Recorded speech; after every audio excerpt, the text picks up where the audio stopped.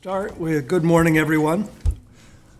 Welcome board members and guests to the Wednesday, December 1st, 2021 meeting of the Placer County Transportation Planning Agency, Placer County Airport Land Use Commission, Western Placer Consolidated Transportation Services Agency, and the Placer County Local Transportation Authority. We welcome the public to in-person participation.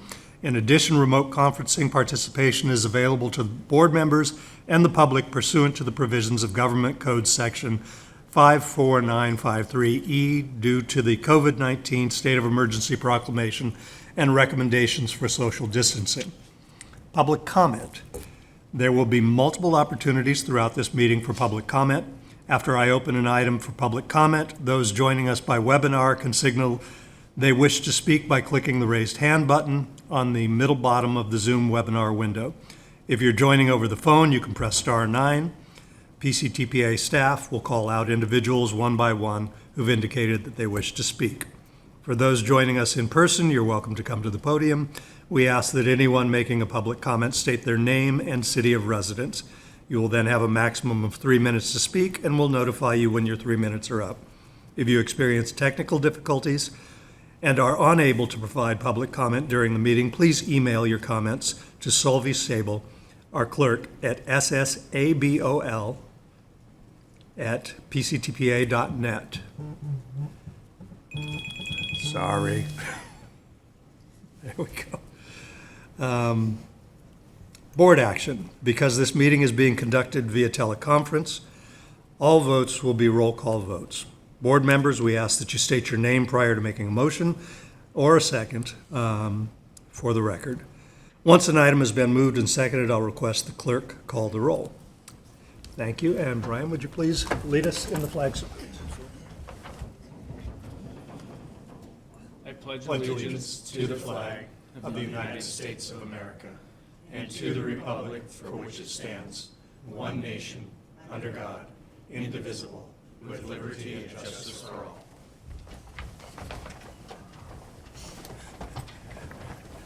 Just so you know, I hung up on Congressman McClintock's office. That's how important this meeting is. Oh, all right. We move on to roll call, Sylvie. Amara, Present. Baker, Here. Broadway, Here. Burris, Holmes, Howdeshelt, Joyner, Here. Jones, Here. Wilkins. Here. We have a quorum. All right, thank you. Item C, AB 361, remote teleconferencing. Mike, do we need a presentation on this? Yes, sir, and actually our legal counsel who is here this morning, Deanne Gillick, is going to present this item. Good morning, Deanne Gillick, General Counsel for PCTPA. At the October meeting, you made findings and determinations due to AB 361 and the pandemic and the state of emergency to be able to meet with the teleconference option with relaxed teleconference rules. Due to the governor's proclamation of a state of emergency and the state recommendations for social distancing. As part of that requirement, you have to do an ongoing finding that you've evaluated the existing circumstances, the state of emergency continues, and the state recommendations for social distancing continue. So to conduct this meeting, we need to make those findings that situation exists, and that allows us to do the teleconference meetings with our participants participating as well. So I ask that you just make the findings that the circumstances continue and that the meeting can be conducted today by teleconference. And if there's any questions or any public comments, I can respond to those. Thanks. All right, thank you. Any questions from the board? I'd move that we make those findings. I'm going to open it up to the public before we do that. If there's nothing from the board, any member of the public wish to comment on this item? All right, I'll go ahead and take your motion. And Ken Broadway will second. There we go. Sylvie?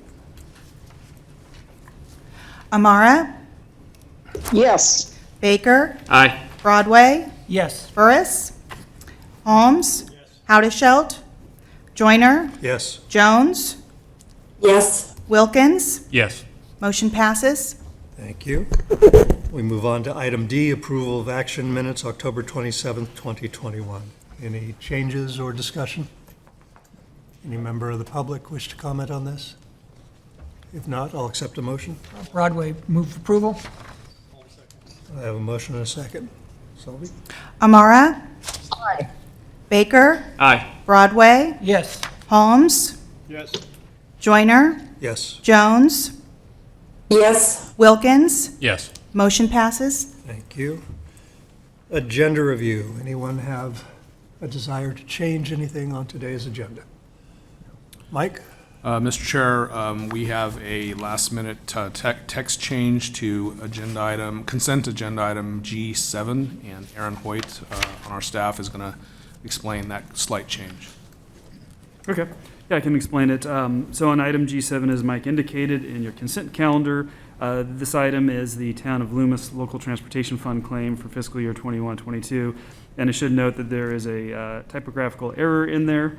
If you go down to, I believe it's the third sentence, it says staff recommends approval, subject to the requirements that the county submit a complete fiscal and compliance audit. That should actually read that the town submit fiscal and compliance audit. So that would be the correction before you. All right. All other things remain the same, yes? Correct. All right. Move the consent item, consent calendar. Was that Bruce? The disembodied voice of Bruce. Welcome, Bruce. I have a motion. Do I have a second? Broadway will second. All right. Motion and a second. Amara. Yes. Baker. Aye. Broadway. Yes. Holmes. Howdeshelt. Yes. Joyner. Yes. Jones. Jones. I see her there. I see a nod. That was a thumbs up, Okay, yeah. all right. Wilkins. Yes. Motion passes. All right, thank you. We move on to item F, public comment. This is the opportunity for any member of the public wishing to comment on an item not on the agenda to do so. Is there anyone in our audience that wishes to comment? No? If not, how about out in cyberspace? Nope, all right. In that case, we will move on to our consent calendar. Item G, consent calendar for the Placer County Transportation Planning Agency. These items are expected to be routine and non-controversial. They'll be acted upon by the board at one time without discussion. Any board member, staff member, or interested citizen may request that an item be removed from the consent calendar for discussion. Any items that the board wishes to remove for discussion? Mr. Chair, you've already presented and we've approved the consent calendar. Did we? Yes, sir. All right. I think we just did the agenda. I think we did too. Yeah, it was just the agenda, we haven't done consent. Was it the item? No, that was just the change It for was the just a future change on the consent. agenda. Okay. Yeah. All right. Yeah, I agree with that. So does the Congressman's office. All right, so we're back to item G, consent calendar for Placer County Transportation Planning Agency. Does any member of the board wish to pull an item for discussion? Any member of the public wish to pull an item for discussion? No one online? All right. I will accept a motion for the consent calendar. Baker, second. I have a motion and a second. Sylvie? Amara. Yes. Baker. Aye. Broadway. Yes. Holmes. Yes. Howdeshelt. Yes. Joyner. Yes. Jones. Yes. Wilkins. Yes. Motion passes. Thank you. We move on to item H, consent calendar for Western Placer Consolidated Transportation Services Agency. We have two items. Anyone wish to pull an item for discussion? Any member of the public? Seeing none, I'll accept a motion. Baker, Wilkins, second. You'll get to pick which second you want. Amara. Yes. Baker. Aye. Broadway. Yes. Holmes. Yes. Howdeshelt. Yes. Joyner. Yes, Jones. Yes. Wilkins. Yes. Motion passes. thank you.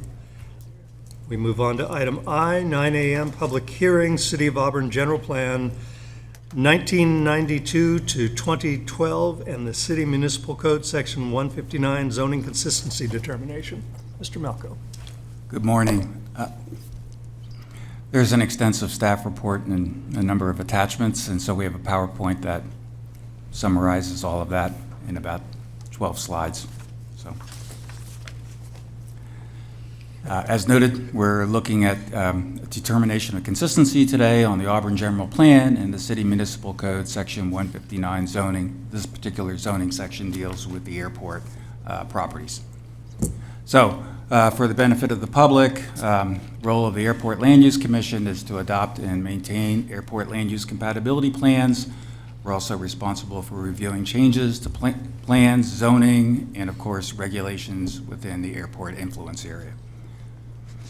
So under state law, jurisdictions have the responsibility to, or they're required to amend their general plan within 180 days of adoption of the Airport Land Use Compatibility Plan, or they can adopt findings and override the Airport Land Use Commission, or they can refer all projects within the airport influence area until the general plan consistency is determined. That is currently the state of affairs with respect to the City of Auburn and Placer County.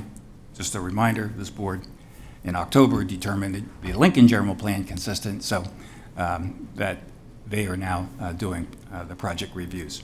So once consistent, our authority to review projects becomes more limited and is the local responsibility for those jurisdictions except for what are mandatory reviews. And just as a reminder, mandatory reviews involve amending a general plan, so, amending the zoning ordinance, specific plans, or amending those, building regulations, zoning text amendments, those sort of changes, as well as airport development plans. So you have three choices today with respect to the determination. You can find the general plan and the zoning ordinance consistent with the airport land use compatibility plan, consistent subject to conditions, and inconsistent based on specific conflicts. So the City of Auburn, and there's attachment 1 to the staff report, a letter. They submitted their general plan for an ALUC determination of consistency. Because part of the consistency determination requires that there's an implementation mechanism in place. We extended the review to the city's municipal code, section 159, which deals with zoning, particularly for the airports, and we are evaluating that for a determination of consistency. And there are 4 ways for a general plan to be consistent. You know, we can incorporate policies in the general plan elements. You can adopt the general plan airport element. You can adopt the airport land use compatibility plan as a standalone document, or you can adopt an airport combining district or overlay zoning district. Auburn's approach has been to incorporate airport land use compatibility policies into their general plan. And likewise, state law requires zoning ordinances also be reviewed for consistency with the airport land use compatibility plan. And Auburn's approach, again, is to incorporate airport land use compatibility within the particular zoning sections. So we have 2 tests that are noted in the staff report. The first one is to eliminate direct conflicts. So the general plan basically addresses airport land use compatibility. They eliminate direct conflicts, and they have supportive policies and criteria of the airport land use compatibility plan. They recently updated their safety element to include various goals and policies addressing airport safety hazards and land use compatibility impacts. And it's by way of the safety element that we're able to achieve the general plan consistency today. And you reviewed the safety element and you determined it consistent back in December of 2020. There are still various sections of the general plan that need to be updated because in 2020, when we did the consistency determination for the safety element, we were doing it on the 2014 plan. And of course, you adopted a plan here in September that updated the 2014 plan. So there are minor changes that need to happen. And those are all identified in attachment 2. And a lot of those are zoning text changes, or excuse me, text changes. So test 2. Is a delineation of a mechanism. So this is where we look at the zoning ordinance. And if we establish consistency between the general plan and the LUCP through the safety element, and the safety element was adopted by the City Council in I believe, May of this year, May or June. That establishes basically the policy that all development must be consistent with the airport land use compatibility plan. They have a policy within the safety element that they added that says everything's got to be compatible. And the government code requires, the zoning ordinance to be consistent with the general plan. And so once the zoning district needs to be updated to reflect the airport land use compatibility plan. So once that occurs, that will assure compliance with the airport land use compatibility plan. So lastly, because there's 3 facets to this test, all development has to be subject to some form of planning review. And there are review procedures currently in place, and they're identified in the safety element. There's a mechanism, actually it's called an implementation program, that says that these projects will code to the ALUC for review. So there's a mechanism in place. And so with that, we are recommending that you find the general plan and the City Municipal Code Section 159 zoning subject to the conditions outlined in the staff memorandum, and specifically its attachment 2, is consistent because there will be no direct conflicts with the airport land use compatibility plan, and a mechanism will be in place once Section 159 zoning is updated by the City of Auburn. And that will ensure future land use development within the airport land use area will not conflict with the compatibility plan. And your next steps are to conduct a public hearing and make a consistency determination. And I would note that in the resolution, the 6th whereas clause has an error. This is where when you do things, cut and paste. So using the Lincoln General Plan consistency determination, there's a reference in the 6th whereas clause to the Lincoln General Plan and Airport Land Use Compatibility Plan.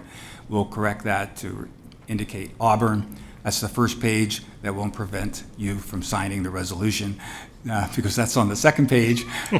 So we'll fix that later today. And with that, I'd be glad to take any questions. All right. Any questions from the board? I have one detail. I have a question. Hang on. Kind of a detailed technical question. So it sounds like the findings we would be making for consistency are predicated on a future action by the City of Auburn to do what sounds like some minor amendments to their zoning code. Correct. They have 180 days, and they indicated in their letter that they would complete these actions within 180 days. So I guess you're going to probably ask the question that what happens if they don't do it? Yeah. Yeah. Okay. So we've talked with the staff about that, and so to the degree that there's any delay in achieving that, they need to communicate that to the executive director. We bring that back to the commission, and the commission, I think the best path forward would be to extend the consistency determination subject to, their completing, that schedule. Thank you. Okay. Ken, did you have something? No. All right, there was a voice. I think it was Director Amara. Yes, hi, Sandy Amara. I'm sorry, I should have raised my hand. City of Auburn. Yeah. And that was more or less my question. And I guess to follow up on that, since it is predicated on future actions by the City of Auburn, is there any downside in waiting until Auburn passes it? Which you said is in May. Well, the May action was when the City Council adopted the city safety element. So the attachment 1 to the staff report indicates that the city will take action within 6 months of the consistency determination by this board. And that's not unusual because general plan elements, and zoning ordinance changes take time because you got to schedule hearings, you got to do the staff analysis. And so it's a reasonable course of action, and it's allowed within state statute. Yes, but is there, is it necessary that we do this today, or is it okay to wait until Auburn does what they're going to be doing within the 180 days? That's choice, ultimately for this commission to make it in terms of, doing it now with the condition that you being the city of Auburn, achieve the consistency with 180 days, or you wait at some point along that 180-day time frame and wait for Auburn to do its thing, and then come back and do it. Our recommendation is that we move forward now, and we set in motion the process for Auburn to basically achieve the consistency through their general plan amendments and zoning ordinance amendments. So, and they've indicated that the agreement to that, because the letter basically indicates that they will do that within the time frame. So we're taking that at face value.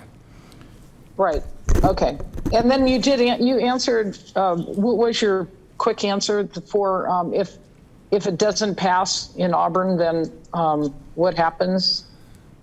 Well, I'm going to assume the positive that the city council will eventually pass, changes to general plan and zoning ordinance amendments. I think the thing that we were concerned about with both Auburn and with Lincoln and with Placer County is, this is work, so it takes time, so it has to fit into the work schedule. And so to the degree that there's any delay in getting to this within 180 days, they need to communicate that to us, and then we would then communicate that back to the commission. And if necessary, we can extend the timeline. Okay, great. Thank you very much. Mr. Chair, and I would also point out that these are the normal procedures of the airport land use compatibility plan set up by the state of California, and so this is a normal course of procedures to have the land use actions follow the ALUCP action. So we're just simply following that standard procedure which we've done in the past. Got it. That's useful. Thank you. Bruce, you have something? Yeah, no, I was, Mike said it well. I would not want to get into a catch-22 situation where it would move forward to the city of Auburn, and then they would ask what this commission's opinion was. And so I'd be supportive of moving this forward. All right. Anyone else from the board? If not, this is a public hearing, so I'm going to go ahead and open that public hearing. Anyone wishing to testify on this item, please either approach the podium or raise your hand or press star 9. You have one raised hand. All right.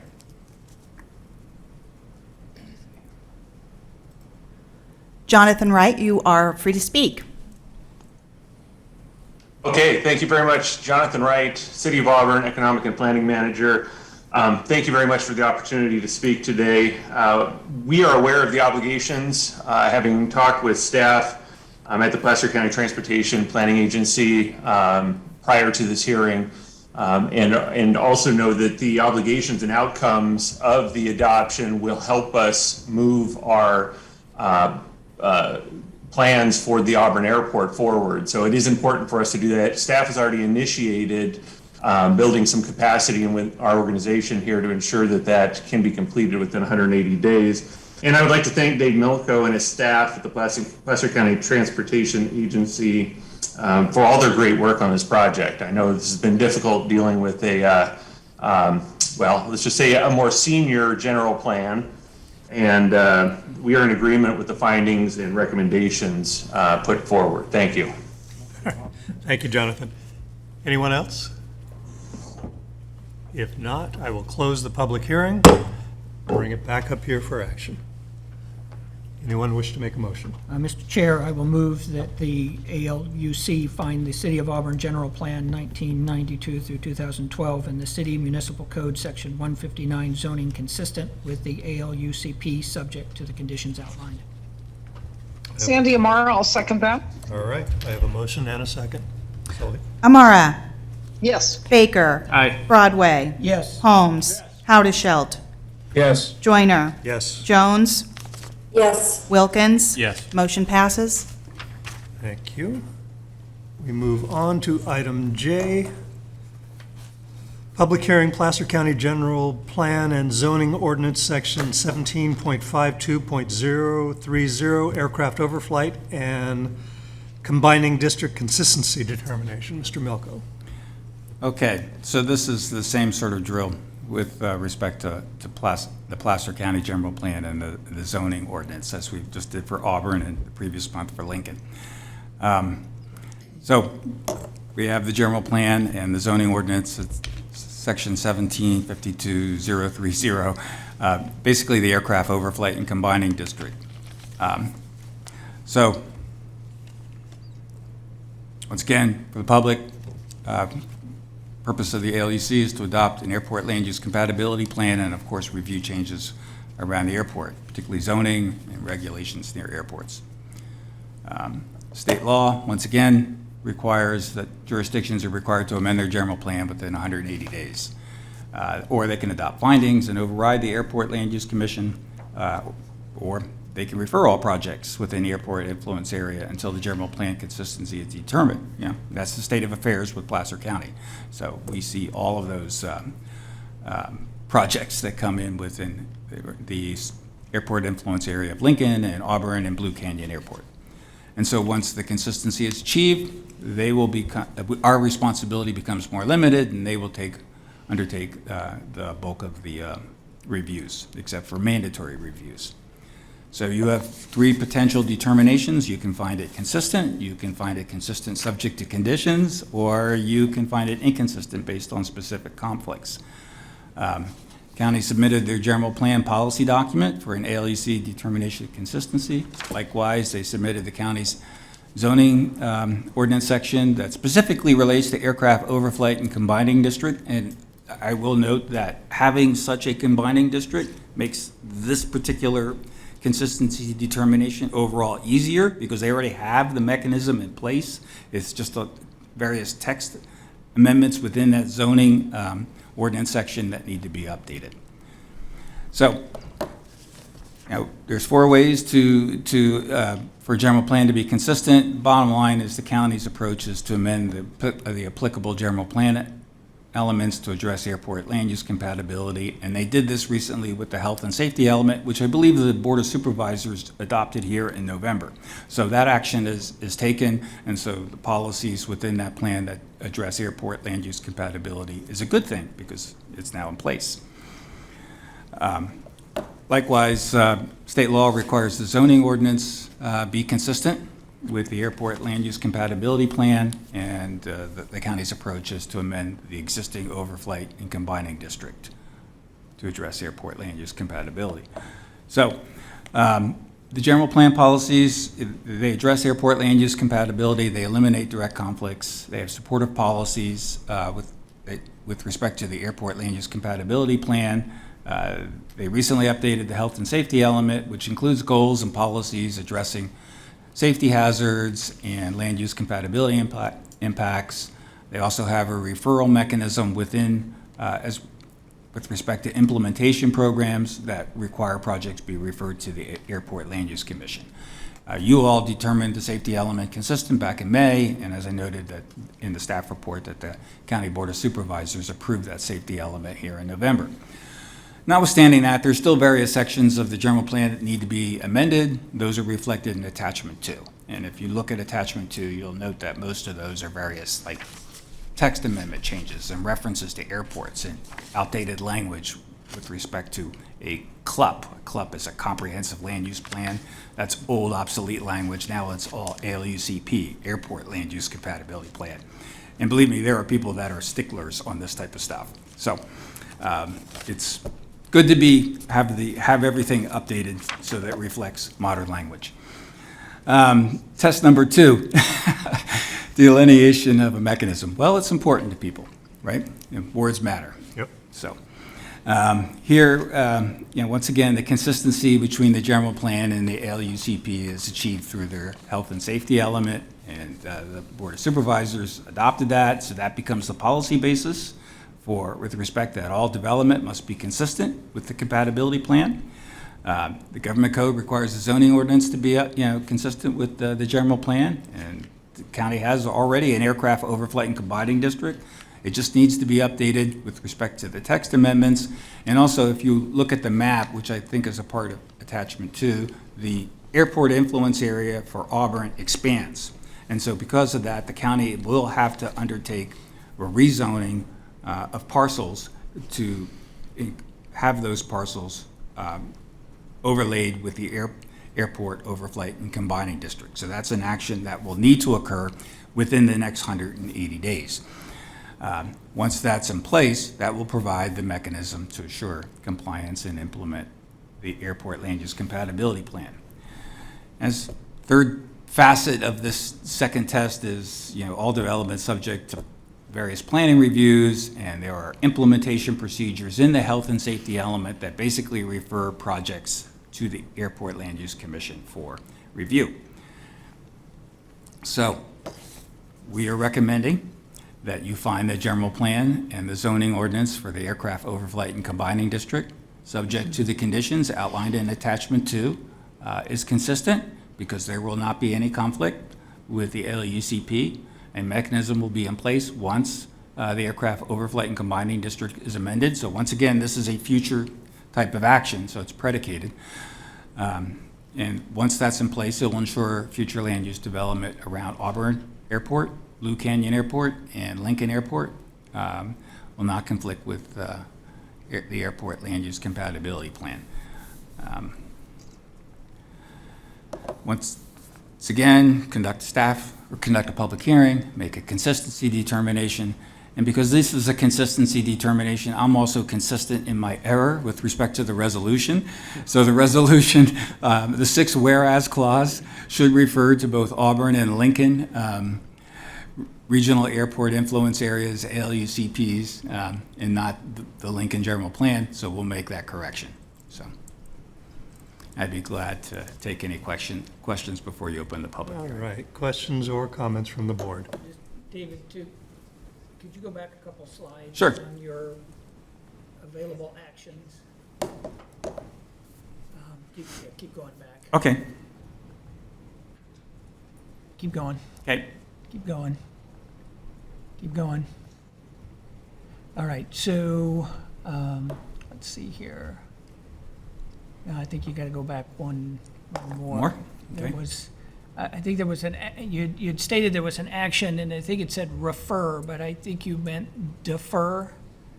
And I just, now you're going to have to, it's actually later slides. Okay.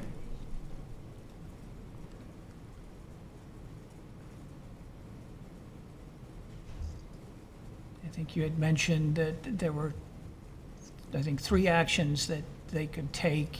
Well, in this, yeah, so I think here, I had indicated, so there are 4 ways for the general plan to be consistent, and I noted that the county's process is to update general plan element to achieve various general plan elements to incorporate airport land use compatibility. I did note that the county has an airport combining district already in place. So that in and of itself is sort of ideal, because they already have that mechanism in place. And I think in regard to referral, I may have been indicating, now I don't know exactly what slide it was, but the current process now is where the county basically refers all projects to us. And once you determine the general plan to be consistent and the zoning ordinance to be consistent going forward, various conditional use permits, tentative maps, variances, those types of things will all be conducted by the county planning staff. And the only thing then going forward will be mandatory project reviews, which are general plan amendments, specific plans and amendments thereto, and zoning ordinance and text amendments and building regulations. So, so they currently are referring things to us right now. Okay. And so once your board takes action, then that referral process will be reduced, because the county staff will be undertaking those reviews. And I'd like to indicate right now that the county staff have already sort of taken that step and have already started to incorporate the airport land use compatibility plan into their project reviews. So they're taking a proactive approach there. Great. Thank you, David. Okay. I hope that addresses. Yes. Okay. Thank you. So I don't see any raised hands from my fellow board members. David, just out of a little bit of curiosity on my part, and I think probably informational to the public and maybe even my fellow board members. You want to go into what a combining district is? It's not a term you hear very often. Right, yeah. So, I'm going to So, actually, we have Angel Green from the County Planning Department here, and I neglected to mention thanking her because she's been instrumental in achieving this, as well as Alex Fish with the county planning staff. Both have been very instrumental in getting to where we're at today. It's been a long time in coming. A combining district, if I understand it correctly, is there's an underlying zoning, and then there's you have an overlay zone. In this instance, it's the airport influence area, and the combining district, there are various combining districts depending upon whether it's a design review or whether it's an airport influence area or whatever. And so it basically overlays additional requirements with respect to that are applicable to the underlying zoning. So the fact that you have a multifamily or industrial commercial parcel within an airport influence area, they're subject to all of those requirements with respect to that particular zoning, but they also have to then deal with the fact that they're in an airport influence area, and there are additional requirements with respect to being subject to the airport land use compatibility plan, which, depending upon the land use, could be density limitations or intensity limitations for non-residential. So it's just another overlay on top of the underlying zoning. Got it. I appreciate it. Hadn't heard that term until reading the staff report, and so just wanted to flesh it out a little bit. It's actually an excellent mechanism. The state encourages it as part of their airport land use compatibility guidelines, and so it might be something that the other jurisdictions may want to explore at some future point. All right. Still don't see any. Yeah. I think we've got it. Yep, good. Unless you just wanted to get up and talk to us about it. Sure. You came all the way down. You might. I did, yes. Thank you so much. Angel Green, Senior Planner with the Community Development Resource Agency, Planning Services Division. I just wanted to take an opportunity to briefly describe the county's staff's participation and our collaborative efforts with Mr. Melko in order to get us here today. I also would like to thank David for his ongoing support and assistance throughout this process. It's been a couple years in the making.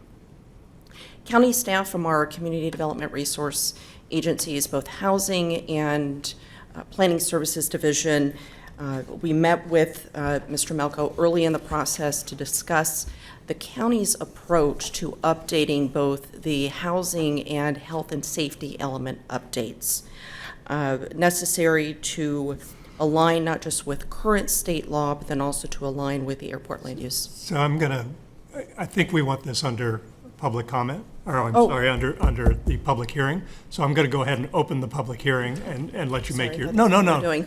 That's me. So I'll go ahead and open the public hearing so that we are officially taking your testimony on this. Go ahead. Sorry about that. No. A little premature. All right. But throughout this collaborative process, over this last year, county staff successfully brought forward many of these revisions necessary to achieve a consistency determination for both elements, both the housing and the safety element that was recognized by your commission, but then also by our Board of Supervisors that took action at both their May 11th and November 16th meetings where they took action to adopt resolutions and zoning ordinance amendments necessary to amend both elements, as well as additional complementary zoning text amendments to achieve the consistency determination with the airport land use compatibility plan for these updates. County staff understand that in order to achieve a consistency determination with the recently adopted 2021 airport land use compatibility plan for the county's general plan as a whole, a rezone of a few hundred parcels near the Auburn Municipal Airport will be necessary. So we've met with David recently to discuss a preliminary work program and an outreach strategy, as well as the deadlines necessary to comply with state law. So we're looking forward to continuing our efforts with your staff. And with that, county staff supports staff's recommendation to provide a conditional consistency determination with the county's general plan. All right. Thank you. Any other member of the public wish to testify on this item? Anyone? No calls, no Zoom? All right. We'll bring it back. I'll close the public hearing, and we'll bring it back up here for an action. Mr. Chair, Director Holmes moves approval of the item. I have a motion. Do I have a second? Broadway will approve. And second? Amara? Yes. Baker? Aye. Broadway? Yes. Holmes? Yes. Howdeshelt? Yes. Joyner? Yes. Jones? Yes. Wilkins? Yes. Motion passes. Thank you. We move on to item K, adopt updated fee schedule for the Airport Land Use Commission. Mr. Malcolm. Okay, the third in the series here today. So there will be a letter from the executive director that will go to the community development directors indicating both the Lincoln, the Auburn, and the Placer County general plans. The Airport Land Use Commission has made this consistency determination, and it will lay out the conditions as well as the responsibilities of what they need to achieve within 180 days. So I just wanted to let you know that that will be going out. Okay, now that we have taken general plan consistency determinations on 3 general plans within airport influence areas, we have next up here a fee schedule update. And so there is an extensive staff report and a lot of attachments that go through cost analysis, cost review, fee analysis, tables. So try to summarize it all down into, I think, 8 or 10 slides here. So once again, for the benefit of the public, the ALUC has 2 primary functions. You adopt land use standards, you adopt an airport land use compatibility plan. The whole purpose is to prevent encroachment of incompatible land uses around public use airports. And the responsibility of the LUC is to adopt a plan and to review projects around airports. So, fees. First adopted a fee back in 1997 when Pctpa was designated the Airport Land Use Commission. Prior to that, there was an agency called the Foothill Planning Agency. That was a multi-agency group that, from what I can gather from history, was not always necessarily reflecting on what needed to be done with respect to Placer County. So part of the deliberation back in 1995, 96, the decision was that the PCTPA should become the Airport Land Use Commission. So that was in 97. We adopted fees. They were $35 to $70 per project review. So we maintained that fee schedule until 2014. And in 2014, I was assigned to do an airport land use compatibility plan update. And so as part of that comprehensive process, we updated the fees. And the fees were updated from $250 to $1,250. And so there's a fee table in the staff report that shows $250 is for minor projects, $750 for major projects, $1,250 for the mandatory reviews. So we've maintained that schedule since 2014. Okay, so here's the issue. We received no outside grant funding to cover the cost of these project reviews. The cost of the reviews is borne by the 2014 fees plus local transportation funds. The acronym is LTF. And so a lot of the cost is covered by the LTF versus the project application fees. And so, the cost for doing these reviews far exceeds the fees collected, okay? And so that represents a significant deficit, with respect to if we were to try to achieve some higher percentage of cost recovery through fees. The actual costs range, so looking back at projects going all the way to 2014, range from $500 to $2,500 per review. So, there's a table within the staff report that shows a comparison of statewide fees, and of course, statewide fees for ALUCs are all over the place. They're from $0 to $4,000, and they vary. They're flat fees, they vary by entitlement, and many add time and materials pricing for technical consulting assistance. And partly the reason why the fees vary all over is, and it's not surprising, Airport Land Use Commission, Airport Land Use Compatibility Planning is sort of a planning field that's way out over here, and it's not necessarily always devoted the attention that it probably should be with respect to planning around airports. So more rural areas, things don't get updated as often. You'll notice on that fee chart that many of the urban areas, the fees are quite high. Okay, our recommendation is to update this fee schedule for the purpose of recouping costs by the ALUC in reviewing projects. And we're proposing to establish a minimum non-refundable application fee to cover the majority of staff time. There are 2 fees, so we actually have simplified the fee from 3s to 2. There's a voluntary and mandatory project referrals. So what is a voluntary? Well, you've just established that, or determined that the general plans for 3 jurisdictions are now consistent with the ALUCP. So going forward, those staffs will be conducting a majority of project reviews, the conditional use permits, the variances, those tentative maps, those types of reviews. Only mandatory projects will come to us. So within the Airport Land Use Compatibility Plan, there is a process for voluntary referral. So going forward, jurisdictions can still voluntarily refer projects to us. They may need, the LUC, they may need my technical assistance or the assistance of our consultant. And so there's a flat fee of $500 for that, plus time and materials. Okay. Mandatory project referrals, the fee is $2,500 plus time and materials. The time and materials is called the supplemental deposit, and that would be something that would be worked out with the consultant and with the applicant. We're also recommending that the fee schedule be annually reviewed and updated based on the federal CPI, the Consumer Price Index. And this would go into effect July 1st of each fiscal year. Staff report recommends that we use the CPI that Pctpa uses as part of the overall work program budget. So, I mean, we are all Pctpa staff and just ALUC staff under a different name. And so there's a consistency there. And that update would require board action, and then if the board approves, we would come before the board in June. It would go into effect July 1st of each year. And lastly, we're recommending that this fee schedule is statutorily exempt.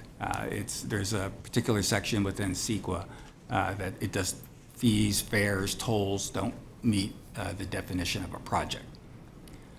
So I kind of covered the ALUC staff recommendation, a non-refundable flat application fee for voluntary project referrals of $500, mandatory project referrals $2,500, ALUC appeals $200. That increases, basically that covers Solvay and my time for processing of an appeal. We've had appeals in the past. And then there would be time and materials associated with either of the types of project reviews. I will note on the fee chart here, I have worked closely with the jurisdiction staff, and the communication that will go out from the executive director will cite that we want to continue to work with the jurisdiction staff so they collect the fee. They will collect the application fee. They won't collect the supplemental deposit because there was some pushback on that, because that's more of a negotiated thing between the applicant and us, because an applicant may have a consultant team that could provide a lot of the material that we would then be able to use, and we might not need the assistance of our consultant, or it may reduce the cost of our consultant. So that's a thing that the jurisdictions felt was more of an ALUC applicant interaction. So Your next steps: conduct a public hearing, adopt a resolution, updating the fee schedule, authorize the executive director to file a notice of exemption with the county clerk recorder with respect to the fee schedule. That's for CEQA purposes. The updated fee schedule under state law is required to go, it would not be effective. It takes 60 days. So if you adopt it today, it goes into effect January 31st. And we would, as I noted, transmit that new fee schedule to the cities of Auburn and Lincoln and to Placer County. And I'd be glad to take any questions. All right, questions or comments from the board? I see no raised hands on Zoom. Oh, I have a question.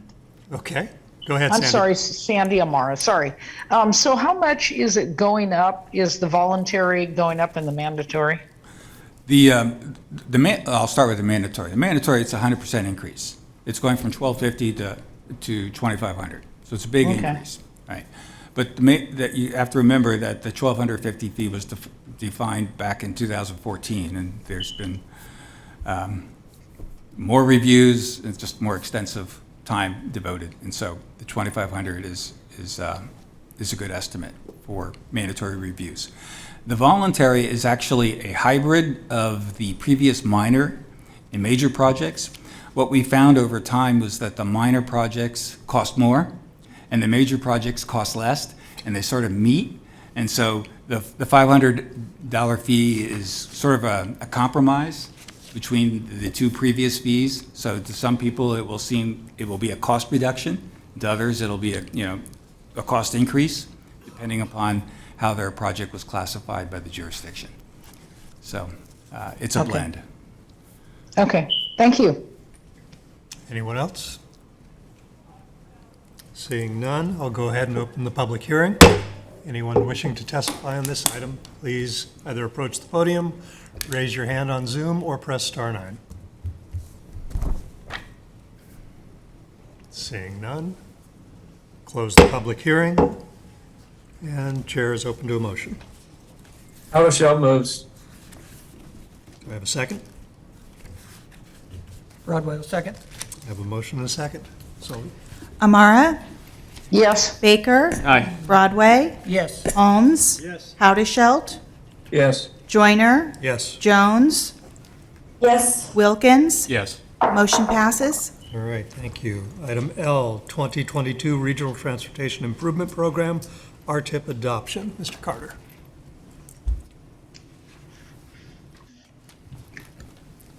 Good morning, Chair and board members. Item before you seeks adoption of the 22 Regional Transportation Improvement Program, known as the RTIP. The full document is attached to the board memorandum. The RTIP is produced every 2 years. It is used to program the county's share of STIP dollars with the California Transportation Commission, looking out over a 5-year period, in this case, from the fiscal year 22-23 through 26-27. Our RTIP happens to be very simple. This document will program $144,000 each fiscal year for STIP funds for planning, programming, and monitoring, referred to as PPM. This is essentially a portion of Pctpa's operating budget. And that happens to be the extent of our programming in the document. We do not receive any project funding because a number of cycles ago, there was a decision made to advance future STIP dollars to construct the Lincoln Bypass. So we're in a process of essentially paying off that advance with each STIP cycle. And we have, estimate probably about 3 more STIP cycles to go to pay those funds off.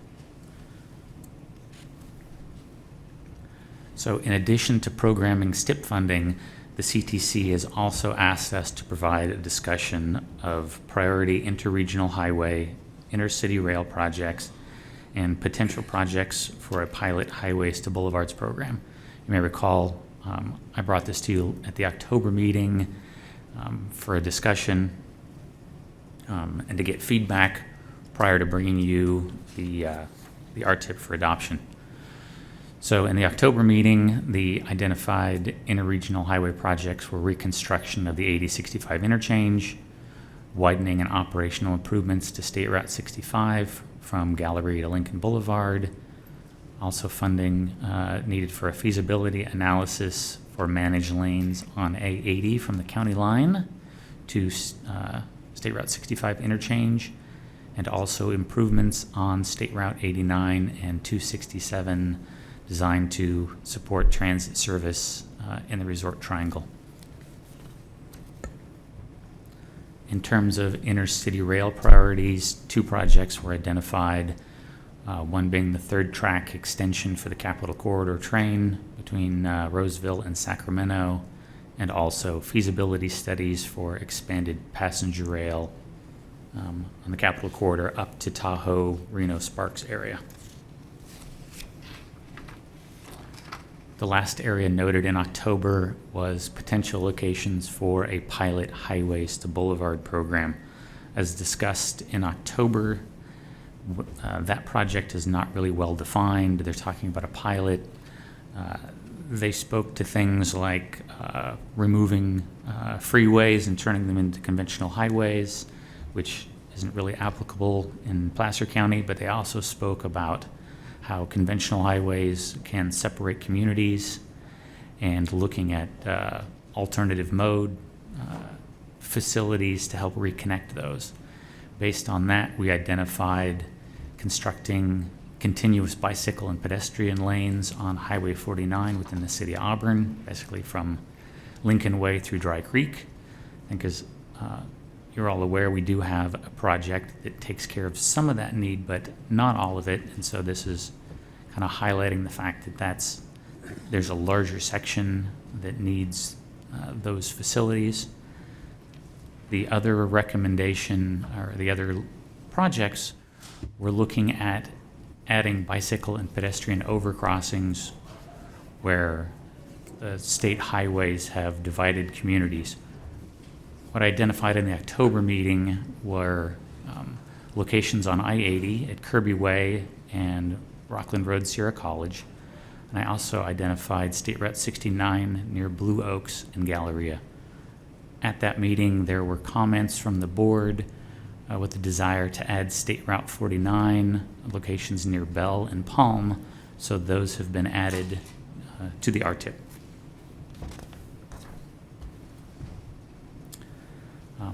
That really completes the presentation. Next steps with this is with adoption, this will be transmitted to the CTC by the 15th of this month. The CTC would combine our RTIP with the documents received throughout the state and go through their public review process in January and February, and then look for the CTC to adopt the STIP recommendations in March. With that, I'm happy to answer any questions. All right. Thank you, Rick. Any questions from the board? Looking out to Zoom, I see no raised hands. All right. I'll open it up to the public. Anyone from the public wishing to comment on this item? All right. Go ahead. Michael Garabedian, you're free to speak. Good morning, Pctpa members. Mike Garabedian, live in Lincoln for Placer County Tomorrow. We are opposed to the RTP 8065 $270 million reconstruction of the interchange, $115 million widened 65, and if the feasibility analysis for managed lanes from West County to 65, if that includes new lanes, we would oppose that. We note that Placer County, Roseville, Rockland, and Lincoln continue to approve far more development than the current interchange and current X65 and 80 highways can handle. And you continue to hold out to the public the idea that these RTP projects are going to relieve congestion. Right now in the kiosk for Christmas shoppers, you have these, here's what it says. The transportation plan reflects that with the largest share of funds allocated to expanding this system to relieve and stay ahead of growing congestion and making our freeways and roads safer. Keep ahead. This is preposterous. You're behind already. 65, more relieving congestion never will happen. the auxiliary lanes projects, the Placer Parkway, widening Baseline Road. So, the voters indicated their opposition. They failed to fund Measure M to provide a county share. And this is a gross failure on the part of PCTPA, Sparta, to take responsible action to finally assure that Placer County becomes a self-help county. It's because, as I've said before, I hate to repeat it, you keep proposing these bad budget items for the voters to pay for with their sales taxes. Almost $1 million was spent to pass it before, and nothing was spent to oppose it, and it failed. So the county and city methods of planning, what it looks like, I would conjecture that your method of planning is to let it get so bad that the voters will vote for anything. Well, let's just see. I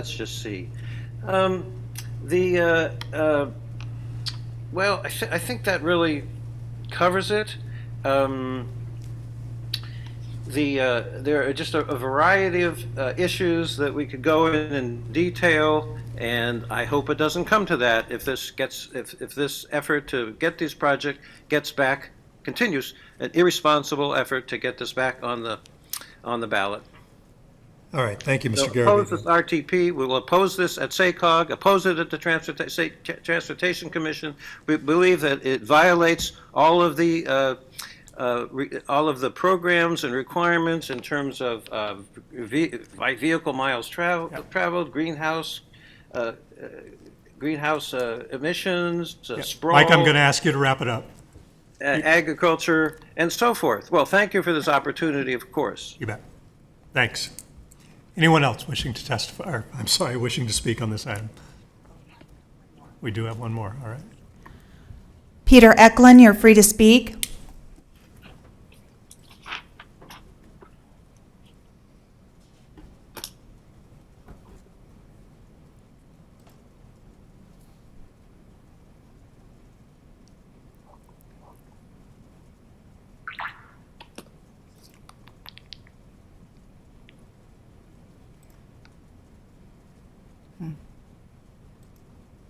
Mr. Eklund, you there? You're on mute. Okay, I'll start over. I just want to offer a brief rebuttal to the previous commenter. I strongly support all the projects that are being proposed for the near future. They will reduce congestion, and we mentioned auxiliary lanes. Auxiliary lanes improve the flow of traffic between interchanges. So I think they're all well-founded. Certainly at some point, we won't be able to add any more lanes. So both on I-80 and 65 will reach that point. One other point, I'd like to strongly encourage the board to go ahead with putting the bond money on the ballot. For the very simple reason that we need matching money for projects, and I think there's that's what the advertising and the outreach has to point to, is we need the money to get our share, and also the fact that the infrastructure federal bill has passed means that there's going to be more money available to the states and the counties than was originally planned. So I strongly urge to go ahead, no matter what the polls say. It's so important to get it done that we need to do it and have a really good outreach program. The outreach program we do, you won't necessarily be reflected in any polls that are done now. So I strongly encourage the board to go ahead with putting it on the ballot, the next ballot. That's all. Thank you. All right. Thank you, Mr. Eklund. Anyone else? Seeing none. Any last comments from the board? If not, I'll accept. Go ahead. Just one, make sure I understand things correctly from a couple of items from public comment. There was some comment related to land use approval. We as a PCTPA are really not in the land use approval business, other than our role as we've got a kind of tangential role as the Airport Land Use Commission that we just spoke about. So it's really up to each of the member jurisdictions to decide whether traffic conditions have gotten to a point that they choose to no longer approve development or not. That's really not our role. The other thing is we've heard repeated comments about, you know, lack of majority support for self-help transportation funding, which isn't actually true. There is majority support.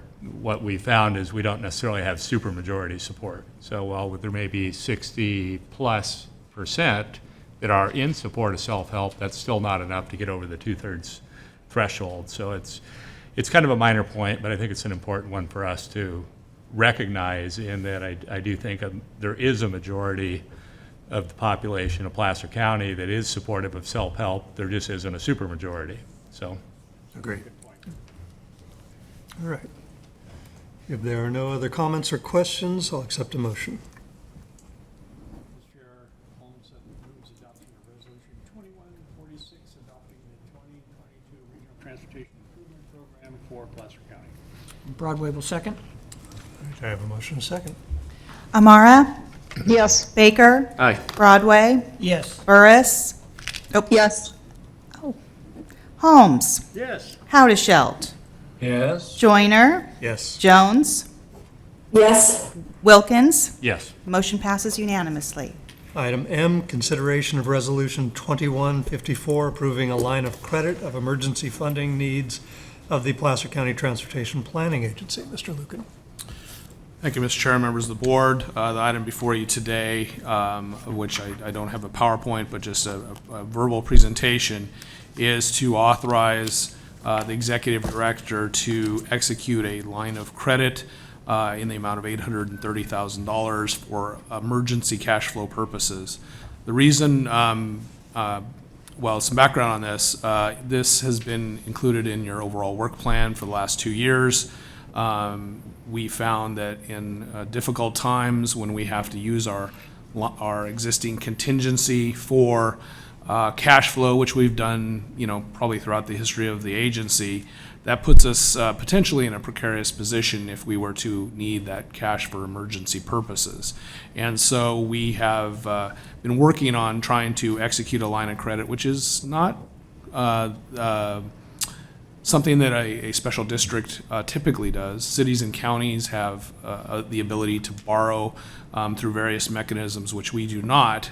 But you know, the board has concurred with staff's recommendation that this is something that we need to examine for feasibility to see if it's something that we can execute.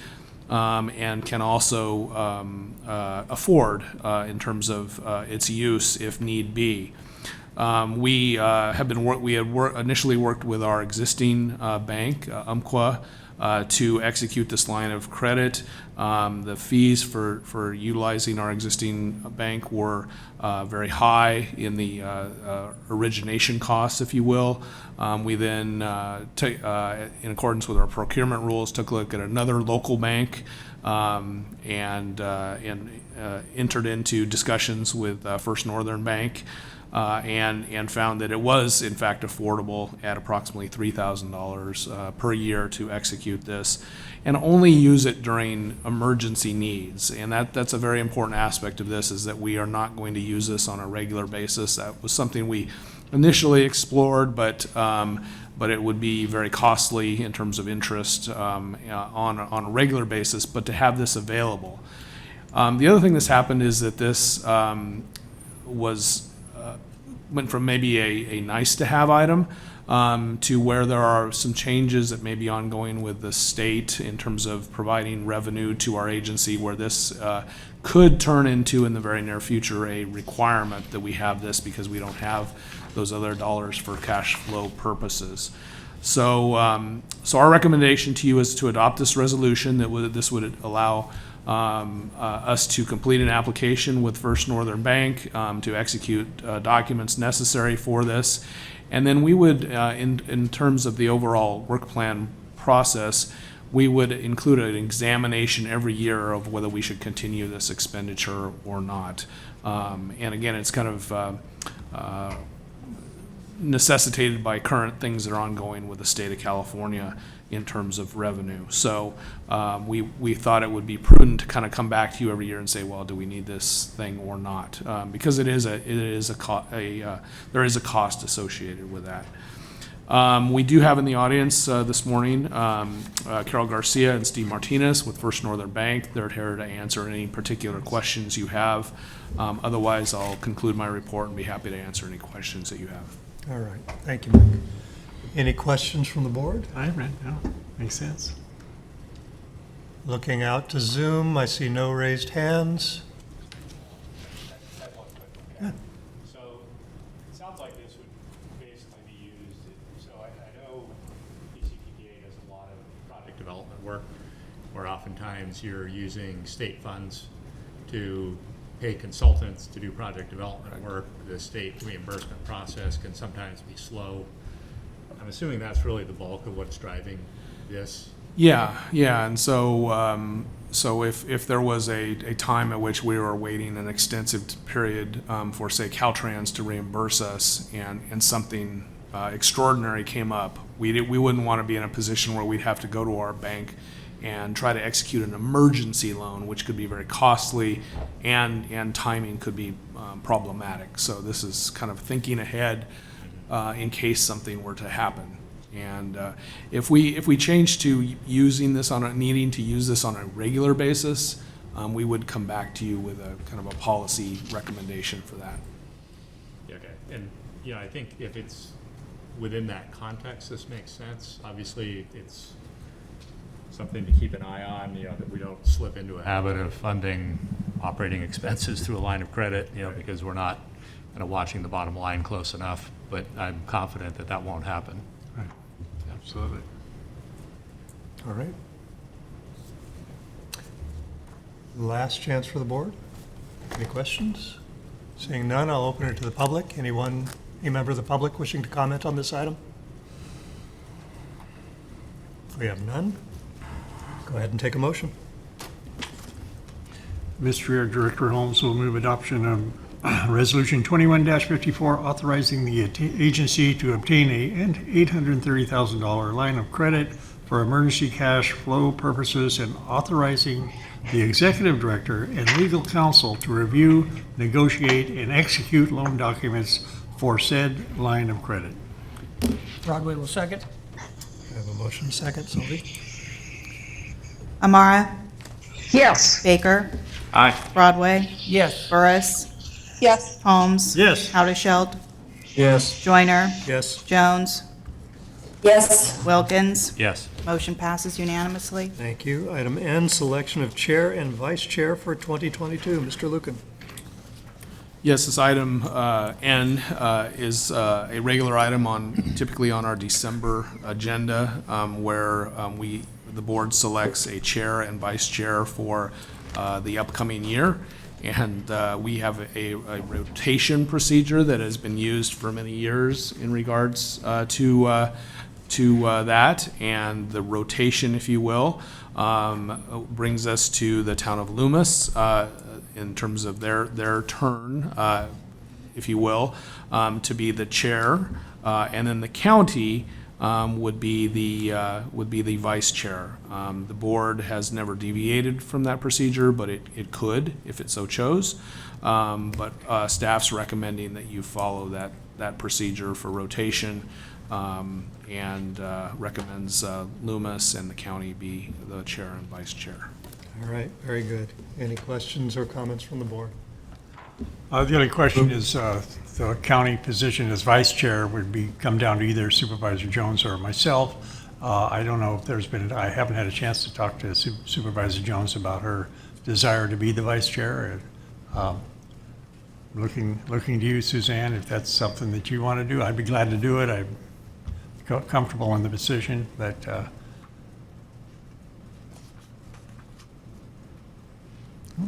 we lost her. Suzanne, you there? Well, Well, that answers that question.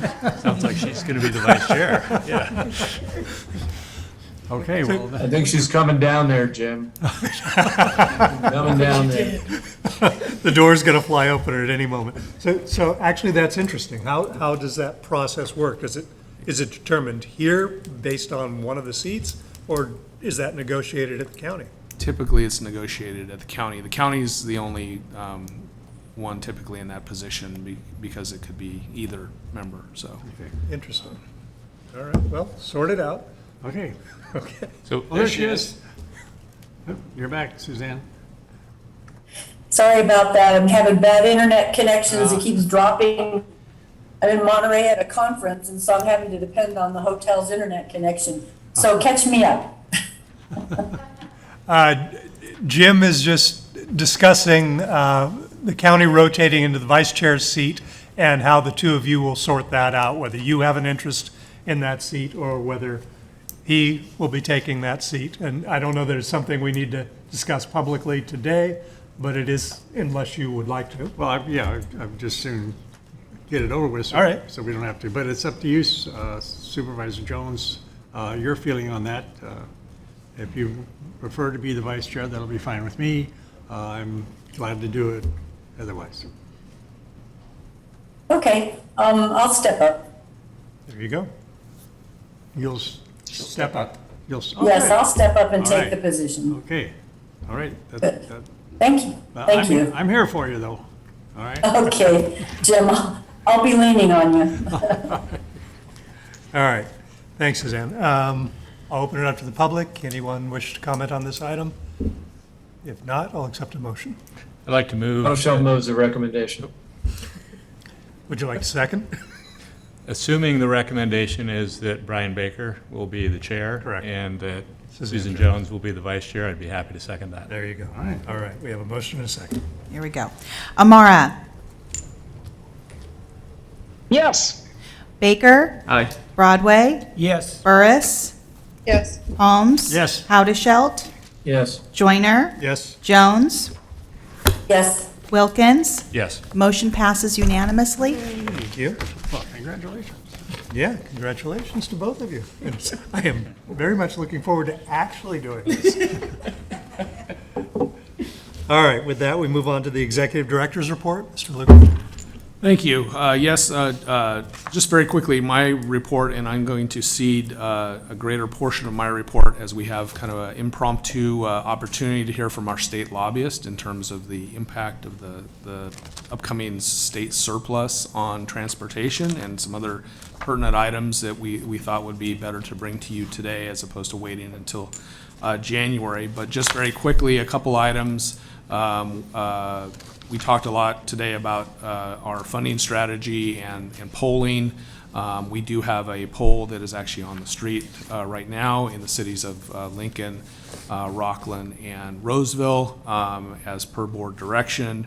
That poll will be out on the street for approximately 2 weeks, and then it will be compiled and the results of that presented to the subcommittee of the board in December, and then brought back to the board in January. So with that, unless you have any other questions of me, I would turn it over to Mark Watts, who is our state lobbyist, to give you a quick update on a couple pertinent state items relative to transportation. All right. Thank you, Mike. Good morning, Chair and board members. Pleased to be here. And Supervisor Holmes, it's every 6 months we see each other at board meetings. Yeah, right. It's been quite a while. First of all, the transportation package that was launched by the governor last May revised, included several $billion for augmenting a number of programs, the bulk of which was going to increase the amount of money for transportation, for transit projects around the state under the Secretary's office. The other part of what he proposed was the last $4.5 billion worth of Prop 1A high-speed rail bonds to continue work on Merced to Bakersfield. There was a controversial series of conversations between the leadership of the legislature, particularly in the Assembly, and the administration, and they never got to a point where they could agree on an appropriation that met both sides of that proposal. The legislature did support strongly the money for augmenting transportation projects, but was concerned about the specifics underlying the high-speed rail bond. What I think is important is, since those conversations broke down, there's a great deal of anticipation that they will re-engage in discussions in December and January with potential action if there is an agreement early in the year. So I've been keeping Executive Director up to date on this as we've gone through time, because there's other aspects to this that are emerging. You've all heard in your other duties as elected officials about the emerging budget, so-called surplus, and it's been projected by the Legislative Analyst's Office that the 2-year current and budget year surplus could amount to about $30 billion. So in recognition of that, we've seen the Metropolitan Transportation Commission area and other regional bodies pulling together to put together recommendations on how to get a piece of that dedicated to transportation in line with what the governor proposed, but in a probably a doubling of the amount of money. Specifically, MTC, the Metropolitan Transportation Commission, has suggested a $10 billion augmentation across the board for a number of major programs, including grade separations, climate adaptation, major transit augmentations, and the other ones are taking a similar perspective. Interestingly, at the October meeting of the Transportation Commission, the State Transportation Commission, they adopted an approach that was going to seek $2 billion for transit, fed through the RTIP process, or the STIP process, which is underway right now, as well as $2 billion for active transportation projects around the state. So I'm now seeing the connection between that and the RTIP presentation with the request for interregional projects, because as you saw artfully, your staff has put together something that fits both those programs pretty well. Probably what would be lacking from the state side at this point would be major augmentation for major projects on interstate freeways and the like, because that's kind of the reality in Sacramento these days. But with that in mind, I think I believe this region probably will be starting to pull together its own approach to expending or seeking some of the additional revenues. And finally, I think I'd like to point out that there's an important aspect to this. If indeed there is $30 billion over the budget year process or budget year timeframe, you have to recognize that there already are takeaways in the Constitution. Prop 98, together with the state appropriations limit, would probably consume 60% of that. And just as a reminder, the state appropriations limit, when you exceed the amount of the annual authorized growth in the Constitution, the excess is supposed to be either spent on infrastructure or sent back to the taxpayers. And it's only happened once back in 1987. I'll have to admit I was on the budget committee then, so I was alive and able to witness that return of money to taxpayers, which was very interesting. Nevertheless, so if you take the 60% of 30, you're left with 12, and you have MTC asking for 10 for transportation. I'm not sure that's realistic, but it's aggressive and assertive, and makes a point of where the transportation agencies think things ought to go. So I just want to give you that perspective and close and open myself to questions if you have any. All right. Any questions for Mr. Watts? Looking out to Zoom. Any questions out there? Bruce, Suzanne, Sandy, Trinity? All right. I'm good, thank you. Thank you very much. Appreciate it. Thanks, Mark. I would like to point out that Mark and his counterpart, SACOG's lobbyist, are working very closely with SACOG, SACOG, James Corliss, myself, and Woody Deloria, the executive director of EDCTC, on this. And so we've put together last time a list of regional projects that we could pursue, and we're continuing to meet. So we're working very closely together to get a good fair share for Sacramento, for the entire region. For the entire region. That's the important part of what you just said. Yes. All right, thank you. With that, we move on to item R, which is an adjournment to closed session pursuant to Government Code 54957, Public Employee Performance Evaluation, Executive Director, and closed session pursuant to Government Code 54957.6, Conference with Labor Negotiator, Agency Designated Representative, Agency Chair, Unrepresented Employee, Executive Director. Yes, sir. I would just want to note for the members of the board on the Zoom that there was a link sent to you in the past couple days, and I resent it a few minutes ago for the link for that closed session. So please click on that link, and then when we're ready to come back into open session, click on the link that you used to get into today's session. All right, thank you. We are now adjourning to closed session. All right, well, why don't we go ahead and come back into open session and take that action now? Do we need to report out first, though? We need to report out first. Why don't we formally report from closed session that All right. there's no reportable action? There you Thank go. you.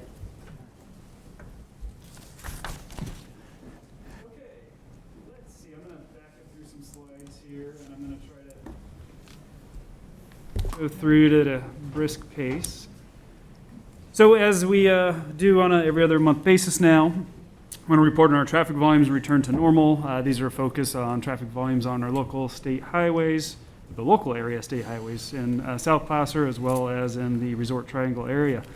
Our traffic volumes on the local highways on a daily basis have flattened and in some cases decreased slightly over the past month, and we're seeing, rather than the South Placer area highways being, anywhere between 5 to 10% or 95 to 100% of normal, we're now seeing them drop a little bit. So we're showing here that State Route 65 is about 3.6% below where it was back in 2019 for October.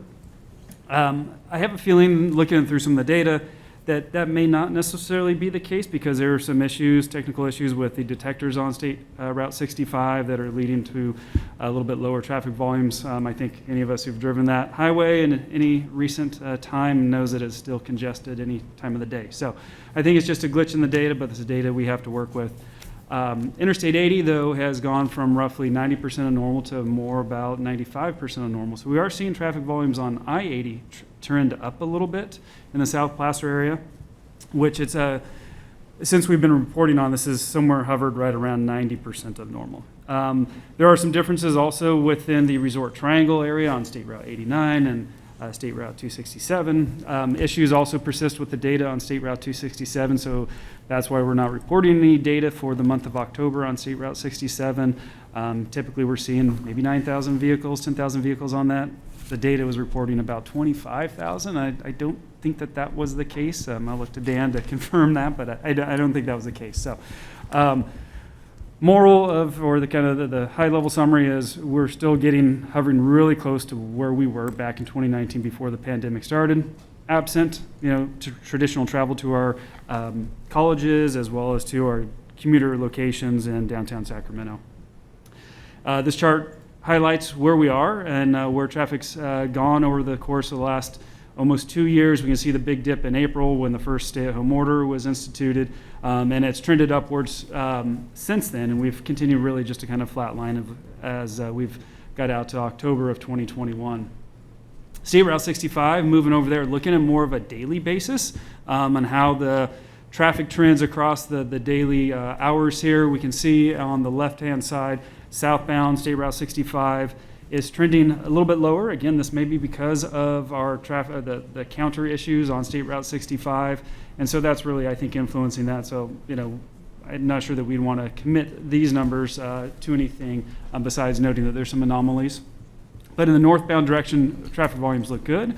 You can see there in the temporal distribution on the middle chart that most times of the day we're approximately where we were back in 2019. With the exception of their true commute peak hours. Interstate 80, I did see that we have seen an uptick in traffic, and with uptick in traffic, generally comes additional congestion. So if you look at the westbound hourly traffic speeds on your left-hand side of the screen, you're going to see where we were kind of really during the AM peak hour with that gray line dipping down to about 50 miles an hour. Whereas right now, for 2021, the blue line representing 2021, we're hovering a little bit higher there than we were, meaning that there's still a lot more congestion that could occur, a lot more traffic volumes that could occur on Interstate 80 that would bring those traffic volumes back down to the 50 miles an hour. So it's kind of an inverse relationship. More traffic you have, the lower your traffic speeds are going to be. And then in the eastbound direction, we're kind of seeing some similarities there. Our peak hours obviously are not what they used to be with our typical commutes to Sierra College or to American River College down in Sacramento or the downtown state employees. If we look at I-80 between State Route 65 and Rockland Road, again, some similar patterns there. The blue line showing that both in the westbound direction, we're trending about where we were back in 2019 for the month of October, and definitely higher than we were in 2020. The eastbound direction, slightly different travel patterns there. The AM peak hours, most notable difference. We tend to follow where we were in 2019 through most other parts of the day, though. Moving up the hill to the Resort Triangle area with State Route 89, we did see that traffic volumes on this highway, both in the north or in the northbound and southbound direction, are right around where they were back in 2019, but they did not match up to all the influx of traffic that occurred during 2020 during the stay-at-home orders, where we just did see a lot of people flocking to the Tahoe area just really to kind of get out of some more urbanized areas or to go live at some their resort homes in that area. State Route 267, I did mention that we had some anomalies there with data, and that was particularly in the northbound direction, but the data in the southbound direction did look good. And again, similar trend there where we are back where we were in 2019, but again, just not meeting up to the influx of visitors that occurred during the year of 2020. So with that, thanks for the opportunity. I'd be glad to answer any questions, and we'll continue to provide updates on that topic. All right. Questions from the board? Seeing none. I noticed the mask is hiding an addition.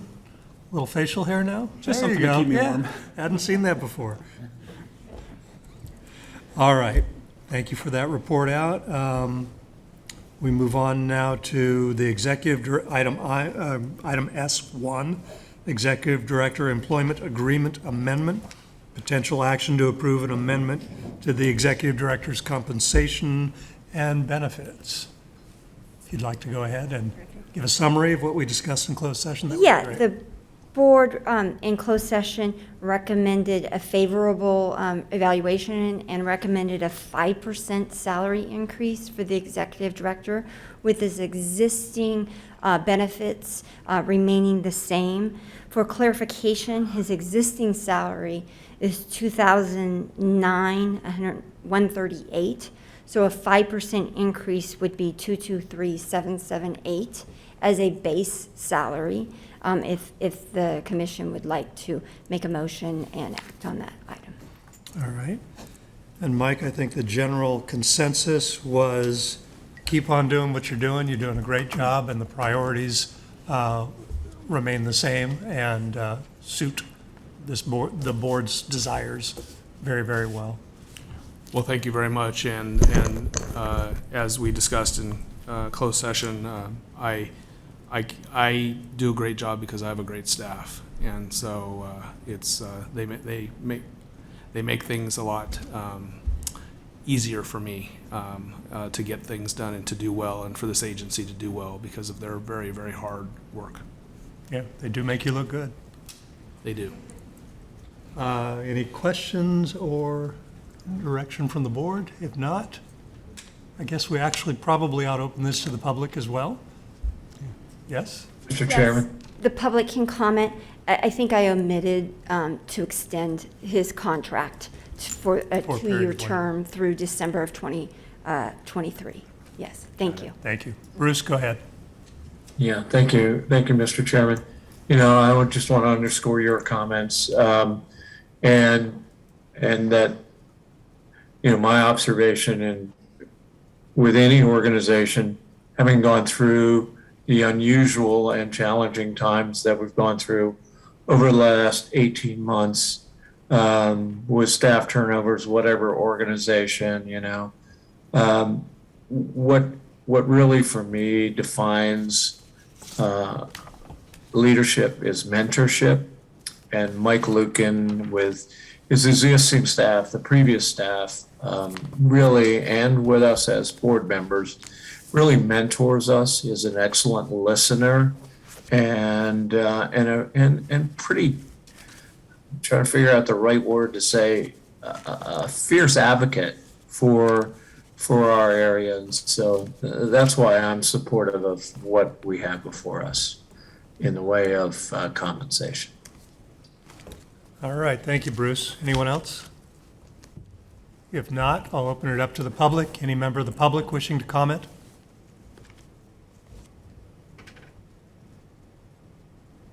Seeing none, we'll bring it back up here for a motion.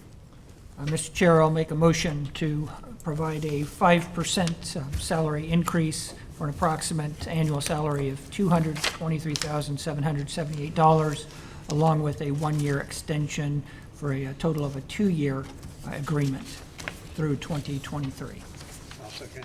I have a motion and a second. Amara? Yes. Baker? Aye. Broadway? Yes. Burris? Holmes? Yes. Howdeshelt? Yes. Joyner? Yes. Jones? Yes. Wilkins? Yes. Motion passes. All right. Next meeting is January 26, 2022. You have a number of informational items in your packet, and unless there is something further, we stand adjourned.